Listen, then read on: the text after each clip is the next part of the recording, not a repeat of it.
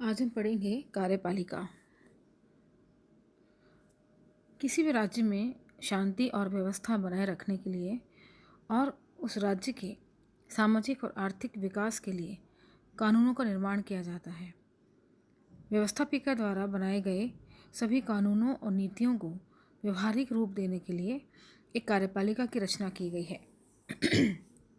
भारत में संघीय शासन की भांति राज्यों में भी कार्यपालिका के 3 स्वरूप दिखाई देते हैं। पहला है नाम मात्र की कार्यपालिका, जिसका प्रमुख राज्यपाल होता है। दूसरा है वास्तविक किंतु राजनीतिक कार्यपालिका, जिसमें मुख्यमंत्री और उसकी मंत्रिपरिषद को सम्मिलित किया जाता है।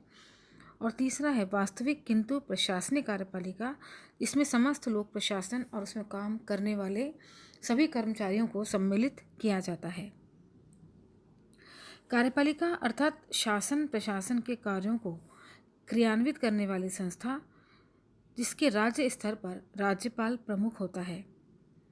राज्य के सभी कार्य या कार्यपालिका के सभी कार्य राज्यपाल के नाम से ही किए जाते हैं। हालांकि राज्यपाल इन कार्यों को मंत्रिपरिषद के परामर्श से करता है और मंत्रिपरिषद का मुखिया राज्य का मुख्यमंत्री होता है। सिद्धांततः राज्यपाल राज्य का प्रमुख होता है, परंतु राज्यपाल की सभी शक्तियों का प्रयोग मुख्यमंत्री और उसकी मंत्रिपरिषद करती है। इसीलिए राज्यपाल की कार्यपालिका को नाम मात्र की कार्यपालिका कहा जाता है और मुख्यमंत्री और मंत्रिपरिषद को वास्तविक कार्यपालिका का नाम दिया गया है। राज्य प्रशासन में सर्वोच्च पद राज्यपाल का ही होता है। भारत में राज्यपाल का चयन अमेरिका की भांति जनता के द्वारा निर्वाचन पद्धति से नहीं होता, बल्कि हमारे यहाँ राज्यपाल राष्ट्रपति के द्वारा नॉमिनी होता है या नामजद होता है।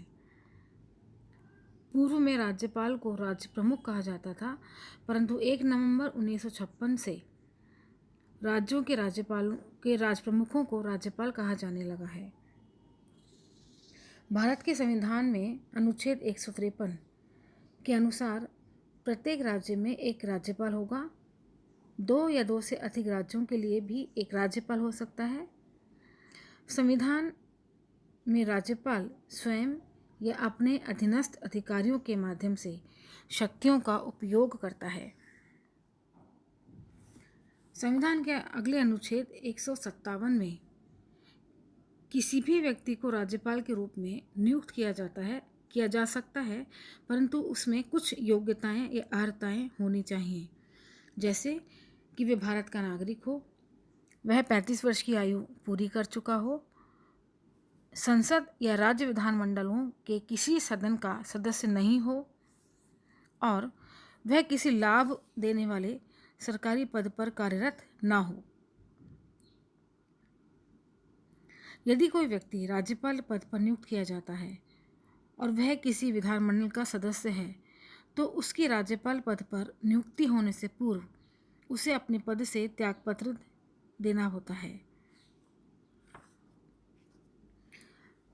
अनुच्छेद 155 में भारत में राज्यपाल के चयन के बारे में कहा गया है। संविधान के इस अनुच्छेद में राष्ट्रपति अपने हस्ताक्षर और एक मुहर के सहित एक अधिपत्र या एक वारंट जारी करता है, जिसके द्वारा राज्यपाल को नियुक्त किया जाता है। अनुच्छेद 159 में राज्यपाल के द्वारा ली गई शपथ का प्रारूप निश्चित किया गया है और राज्यपाल को शपथ दिलाने का प्रमुख कार्य मुख्य न्यायाधीश या जो सबसे ज्येष्ठ न्यायाधीश होता है उसके द्वारा राज्यपाल को शपथ दिलाई जाती है। अनुच्छेद 156 में राज्यपाल राष्ट्रपति के प्रसाद पर्यंत अपना पद धारण करता है।